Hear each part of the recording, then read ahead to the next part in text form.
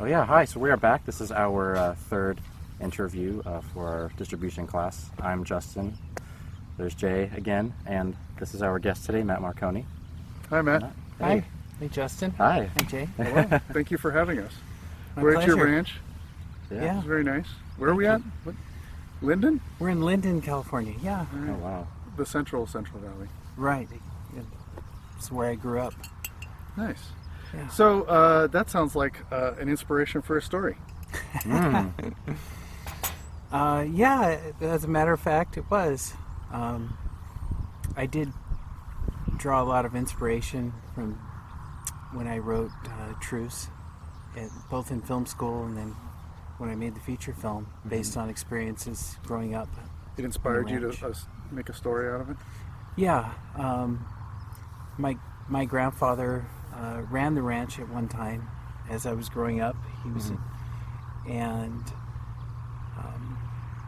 when I was writing my short films at Chapman, the first couple of short films, I remember Dan, our teacher, Dan Leonard, said, do something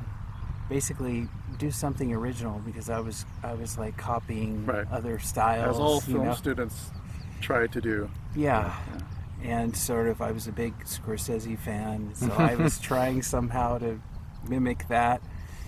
And it's interesting, because when he said that to me, it hit home, and I thought, well, okay, so I'll write a Western, because I grew up loving Westerns. And so that's how it all started. So you wrote it as a short, Yeah. and then just decided what? Well, I wrote it as a short, and a lot of the filmmakers that I admired growing up had made, short films and had then expanded on those to make a feature film. And so with Truce, the hope was that I would do a decent enough job that people would enjoy the film, and that I might be able to segue into a feature. And so we made the short. It was my thesis film when we were in film school, and I got a overall positive response from when we showed it in theaters, and I got into a few smaller festivals, and people were very enthusiastic, and of course that's all I needed to start on my feature. Yeah. When we were in film school, I remember several of our instructors at Chapman University advised us to write a feature-length script.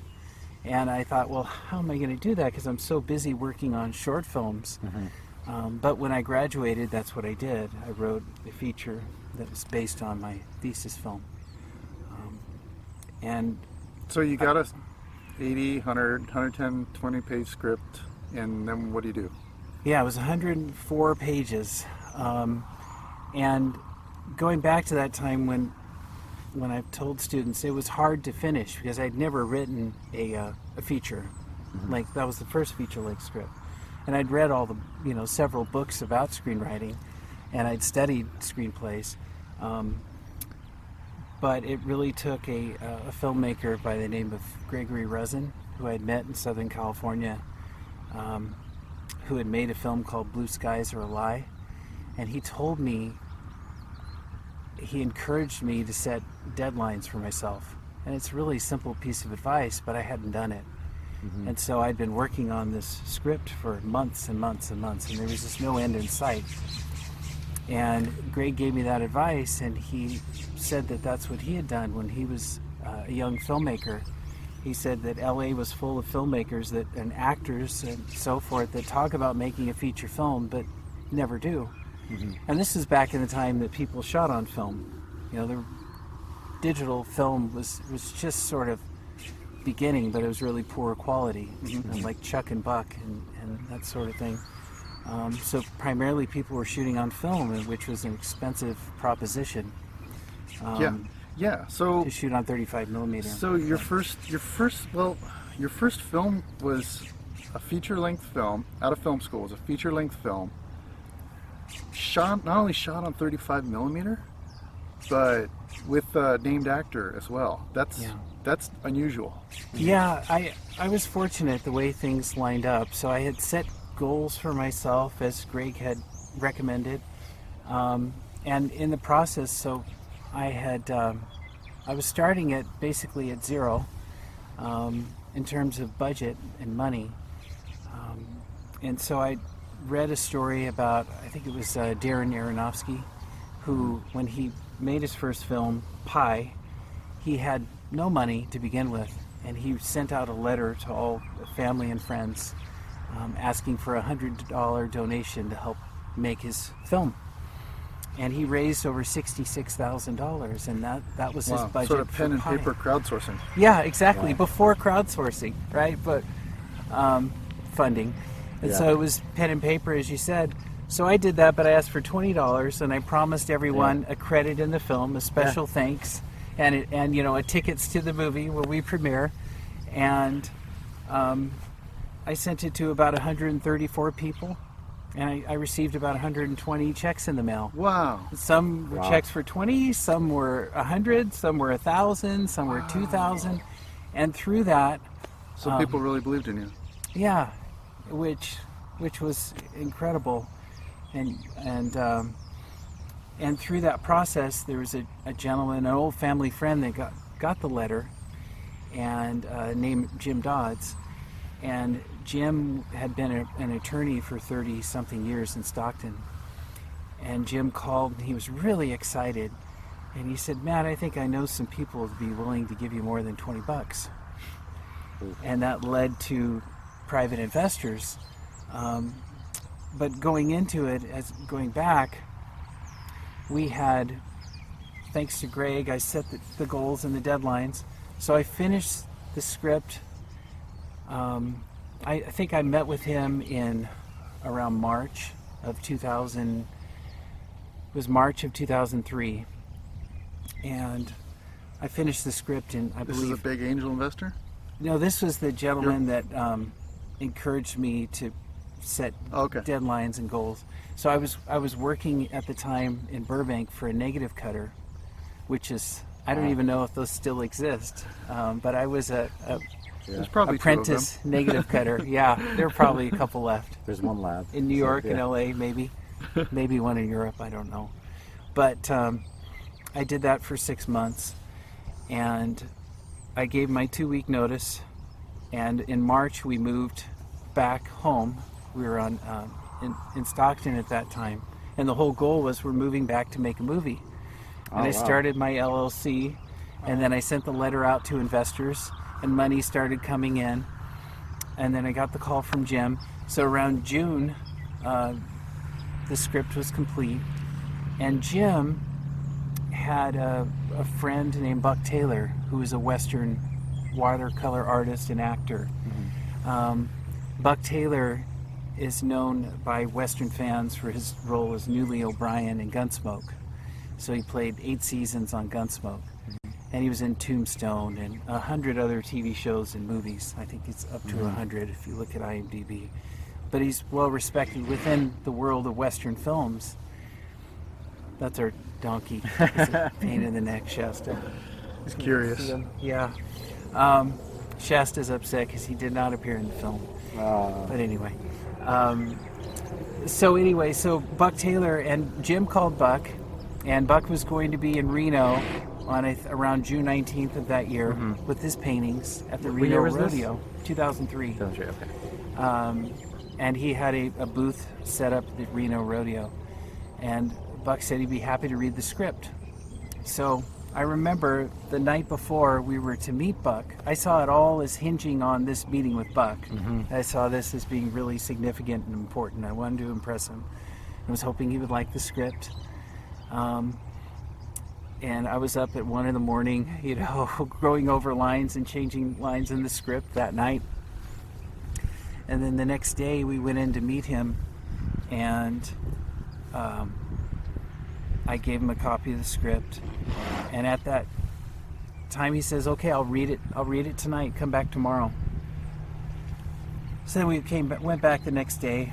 I think we saw him on a Friday. We went back on a Saturday, and from a distance, he bellowed out, "Matt Marconi, that's a hell of a script. I'll play any part in that script." which was wonderful news. Yeah, and then he brought his friend Tommy Guy over. Tommy Guy was a world-class calf roper, team roper, who was competing at the event, and was also an actor and stunt coordinator. And Tommy had he wanted me to meet Tommy, and Tommy was interested in participating in the film, and as maybe a stunt player or a coordinator, and possibly a role in the film.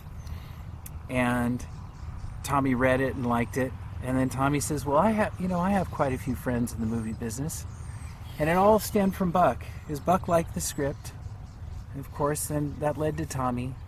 Tommy introduced us to Barry Tubb, who was in Top Gun and Lonesome Dove, and has since been Friday Night Lights and other films and shows. And Tommy also introduced us to Brad Johnson, who was in Always with Steven Spielberg, Richard Dreyfuss and Holly Hunter. And all these people, now the important part here is at this point we didn't have very much money. We just had the belief we were going to make the film. This is going to happen. I mean, I had it in my mind. I knew somehow I would get that film made. And so what we did, and I had read Empire magazine or Premiere magazine when it used to be the former movie magazine. I don't even know if it's still around. That in order to sign an actor, when you don't have money, but they like your project, you have them sign a letter of intent. And this is what I usually tell our film students when they say, "Well, how can you make that happen?" Because actors won't sign on if they can't get paid, and generally, if you're going through an agent will say, "Well, what's your budget?" And what they mean by that is, what do you have raised ready to spend on my right asset? Yeah. What can you and if you don't have money, then you can't send a script, and you can't have a conversation. engage. You can't have that conversation. And so a letter of intent is a way of sort of skirting that. So generally it's helpful to go around I shouldn't say this, but it's the way you do it. You go around the agent if you can, and you contact the actor directly if you can. And in this case, we were able to with Buck. And Buck signed the letter of intent stating that he would act in the film in the event that we were able to raise the money we needed to shoot it. And it's basically a promise. And then Brad Johnson and Barry Tubb all signed the letter of intent. So then we were able to take these 3 letters from these actors that had a track record to our investors with our budget and our script, and say, well, this is these actors have promised to act in the film if we can raise the money. And it was a modified low-budget film, which at that time, it's higher. The modified, the 3 SAG low-budget categories have all been raised. In 2015, they jumped 25% or so. Okay. As far as the day rate that you pay actors and the weekly rate and so forth. And the overall amount that you're allowed to spend was raised as well, went up. So at the time we were making Truce, it was capped at $500,000 cash. If you spent more than that, that put you into the next category, which meant you had to pay all of your actors more if you went over budget, basically. So we were really careful not to do that. Now I think it's up to $700,000 cash or so. Do you mind if I ask what the budget of the film ended up becoming? Yeah, the budget of the film, I don't mind, was on production we spent around $400,000. And then in post we spent the remainder, so we kept it around $500,000. But at any rate, the key was really the letters of intent. So we went to Jim's friend in Stockton, who's a businessman, and pitched our story and showed him the letters of intent. And he was our first sort of major investor. But the interesting thing was, it's sort of like with Buck on the actor side. When actors knew that Buck was on board, they all started with saying, well, I understand Buck Taylor. Barry and Brad both said the same thing. I understand Buck Taylor's involved. I respect him a lot. I'll read the script.